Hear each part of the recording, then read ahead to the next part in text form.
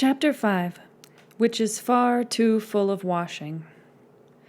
The only thing to do, Sophie decided, was to show Howl that she was an excellent cleaning lady, a real treasure. She tied an old rag round her wispy right hair. She rolled the sleeves up her skinny old arms and wrapped an old tablecloth from the broom cupboard round her as an apron. It was rather a relief to think there were only 4 rooms to clean instead of a whole castle. She grabbed up a bucket and a besom and got to work. "What are you doing?" cried Michael and Calcifer in a horrified chorus. "Cleaning up," Sophie replied firmly. "The place is a disgrace." Calcifer said, "It doesn't need it," and Michael muttered, "Howl will kick you out." But Sophie ignored them both. Dust flew in clouds. In the middle of it there came another set of thumps at the door. Calcifer blazed up, calling, "Porthaven door!"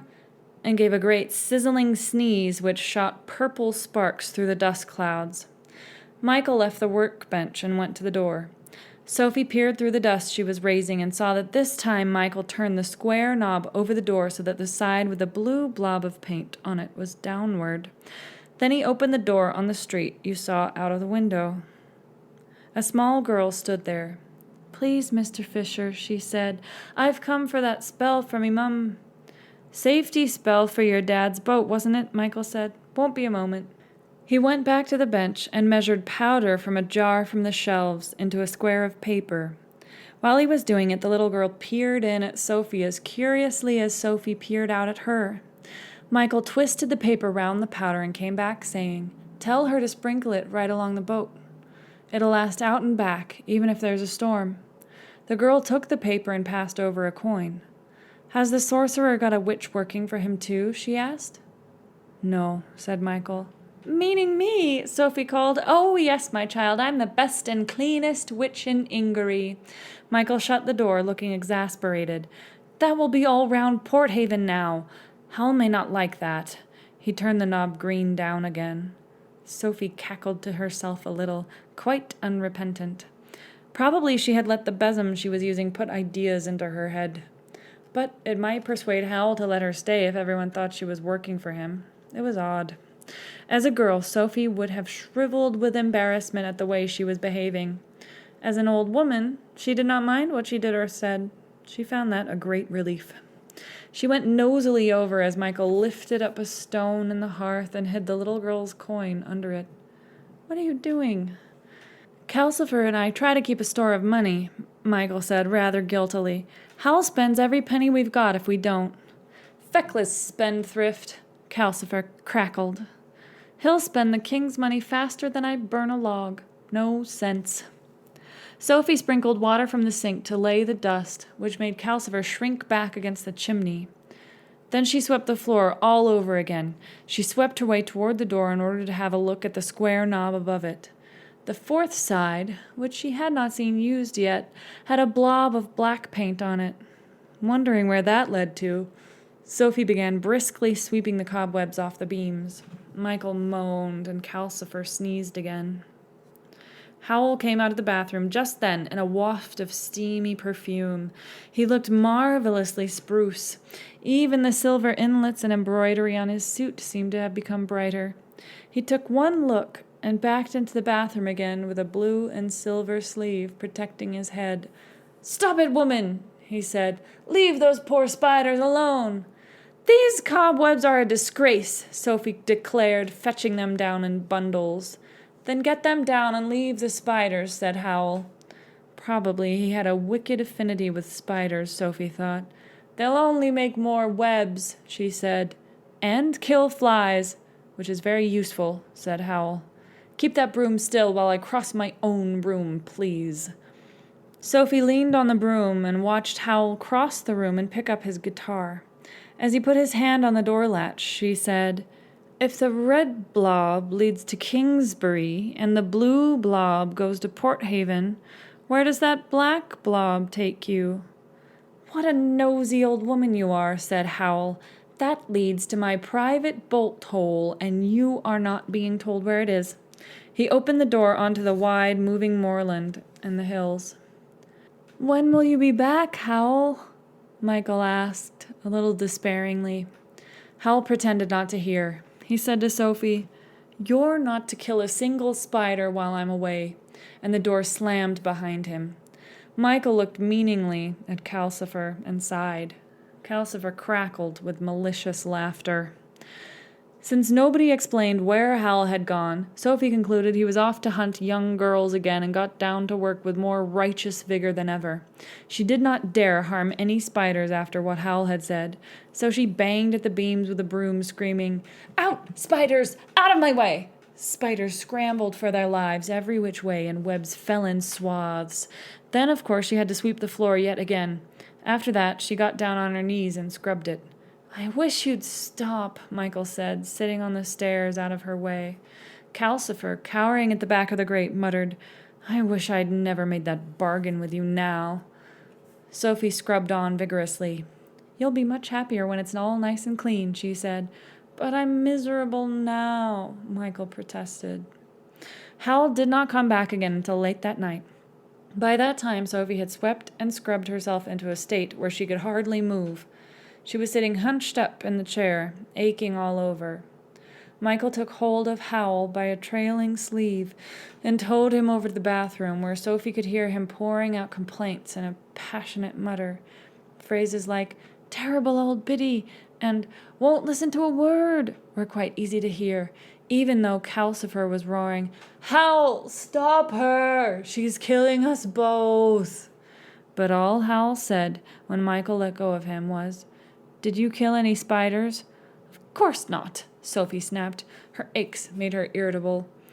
"They look at me and run for their lives. What are they? All the girls whose hearts you ate?" Hal laughed. "No, just simple spiders," he said, and went dreamily away upstairs. Michael sighed. He went into the broom cupboard and hunted until he found an old folding bed, a straw mattress, and some rugs, which he put into the arched space under the stairs.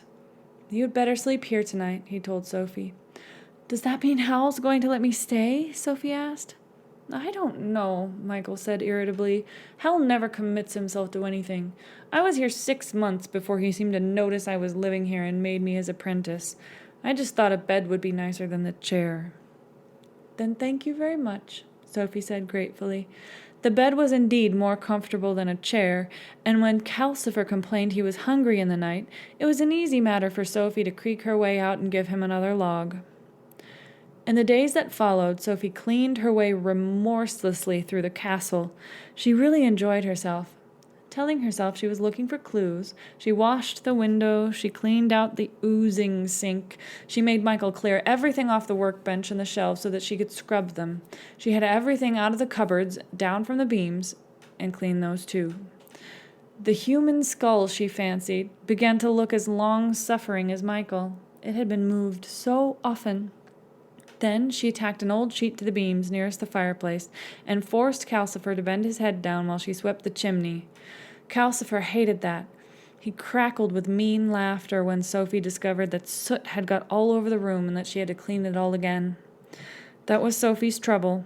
She was remorseless, but she lacked method. But there was this method to her remorselessness. She calculated that she could not clean this thoroughly without sooner or later coming across Hal's hidden hoard of girls' souls, or chewed hearts, or else something that explained Calcifer's contract. Up the chimney, guarded by Calcifer, had struck her as a good hiding place, but there was nothing there but quantities of soot, which Sophie stored in bags in the yard. The yard was high on her list of hiding places. Every time Hal came in, Michael and Calcifer complained loudly about Sophie, but Hal did not seem to attend, nor did he seem to notice the cleanliness, and nor did he notice that the food closet became very well stocked with cakes and jam, and the occasional lettuce. For, as Michael had prophesied, word had gone round Porthaven. People came to the door to look at Sophie. They called her Mrs. Witch in Porthaven and Madam Sorceress in Kingsbury. Word had gone round the capital, too. Though the other people who came to the Kingsbury door were better dressed than those in Porthaven, no one in either place liked to call on someone so powerful without an excuse. So Sophie was always having to pause in her work to nod and smile and take in a gift, or to get Michael to put up a quick spell for someone. Some of the gifts were nice things: pictures, strings of shells, and useful aprons. Sophie used the aprons daily and hung the shells and pictures round her cubbyhole under the stairs, which soon began to look very homelike indeed. Sophie knew she would miss this when Howl turned her out. She became more and more afraid that he would. She knew he could not go on ignoring her forever. She cleaned the bathroom next. That took her days because Howl spent so long in it every day before he went out. As soon as he went, leaving it full of steam and scented spells, Sophie moved in. Now we'll see about that contract, she muttered at the bath. But her main target was, of course, the shelf of packets, jars, and tubes.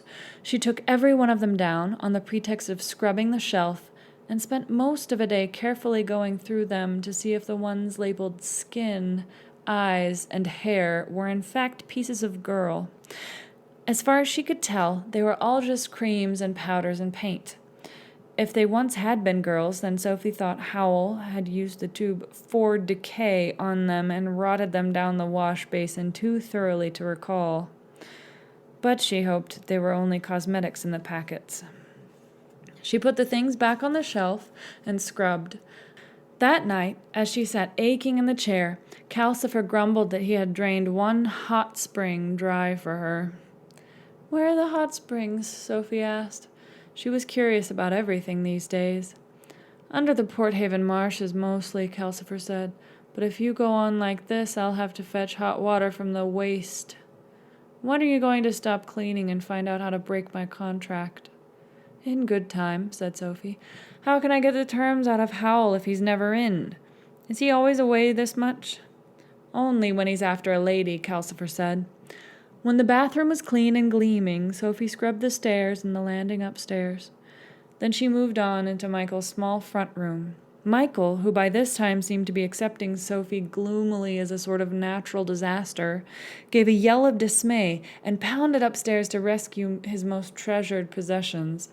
They were in an old box under his worm-eaten little bed. As he hurried the box protectively away, Sophie glimpsed a blue ribbon and a spun sugar rose in it, on top of what seemed to be letters. "So Michael has a sweetheart," she said to herself as she flung the window open. It opened into the street in Port Haven, too, and heaved his bedding across the sill to air. Considering how nosy she had lately become, Sophie was rather surprised at herself for not asking Michael who his girl was and how he kept her safe from Howl. She swept such quantities of dust and rubbish from Michael's room that she nearly swamped Calcifer trying to burn it all. "You'll be the death of me. You're as heartless as a Howl," Calcifer choked. Only his green hair and a blue piece of his long forehead showed. Michael put his precious box in the drawer of the workbench and locked the drawer. "I wish Howl would listen to us," he said. "Why is this girl taking him so long?"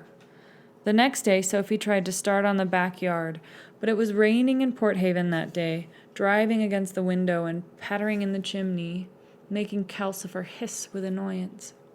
The yard was part of the Port Haven house, too, so it was pouring out there when Sophie opened the door. She put her apron over her head and rummaged a little, and before she got too wet, she found a bucket of whitewash and a large paintbrush. She took these indoors and set to work on the walls. She found an old stepladder in the broom cupboard, and she whitewashed the ceiling between the beams, too. It rained for the next 2 days in Port Haven, though when Hal opened the door with a knob green blob down and stepped out onto the hill, the weather there was sunny, with big cloud shadows racing over the heather faster than the castle could move. Sophie whitewashed her cubbyhole, the stairs, the landing, and Michael's room. "What's happened in here?" Hal asked when he came in on the third day. "It seems much lighter." "Sophie," said Michael, in a voice of doom. "I should have guessed," Hal said as he disappeared into the bathroom. "He noticed," Michael whispered to Calcifer. "The girl must be giving in at last." It was still drizzling in Port Haven the next day. Sophie tied on her headcloth, rolled up her sleeves, and girded on her apron. She collected her besom, her bucket, and her soap, As soon as Howl was out the door, she set off like an elderly avenging angel to clean Howl's bedroom. She had left that until last for fear of what she would find. She had not even dared peep into it.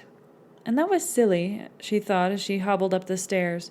By now it was clear that Calcifer did all the strong magic in the castle and Michael did all the hack work, while Howl gadded off catching girls and exploiting the other two just as Fanny had exploited her.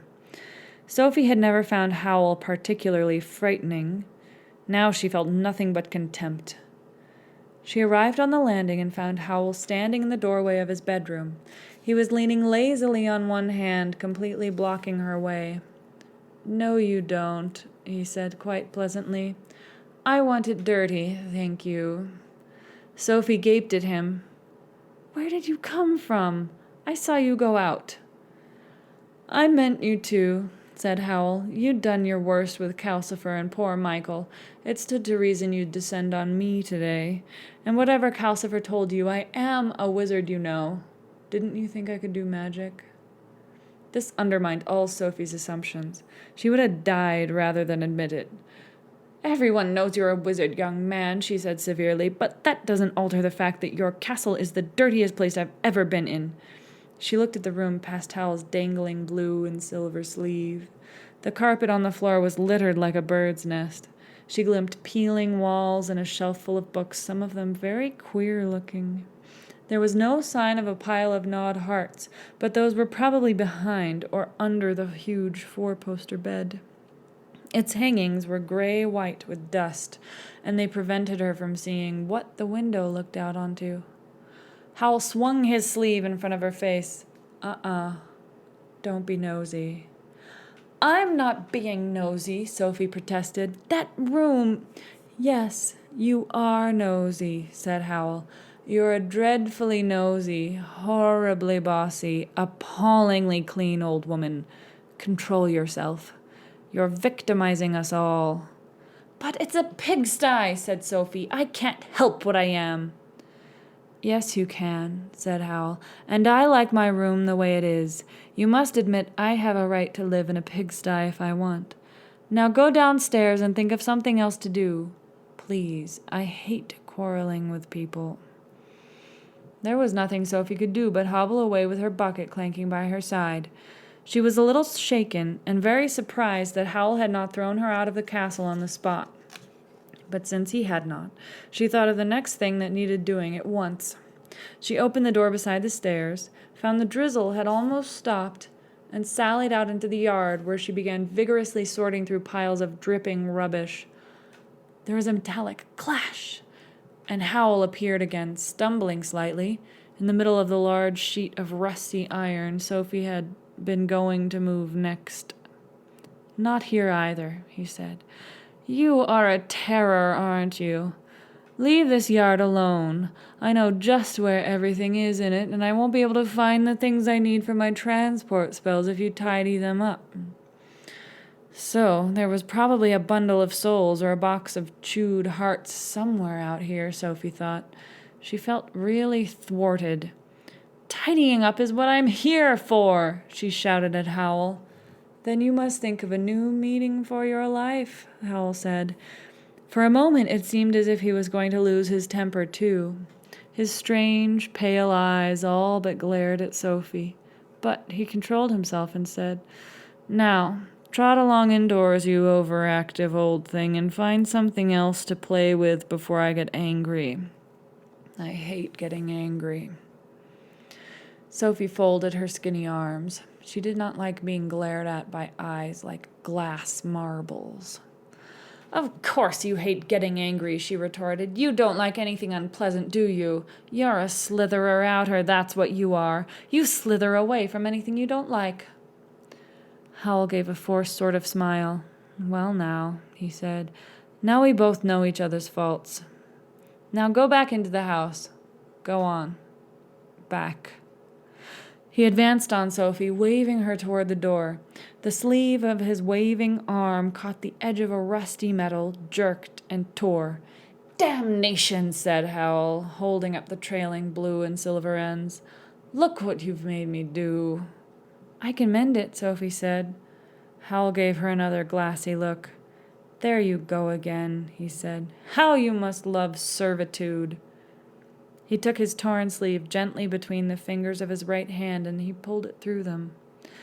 As the blue and silver fabric left his fingers, there was no tear in it at all. "There," he said. "Understand?" Sophie hobbled back indoors, rather chastened. Wizards clearly had no need to work in the ordinary way. Howl had shown her he really was a wizard to be reckoned with. "Why didn't he turn me out?" she said, half to herself and half to Michael. "It beats me," said Michael, "but I think he goes by Calcifer. Most people who come in here either don't notice Calcifer, or they're scared stiff of him."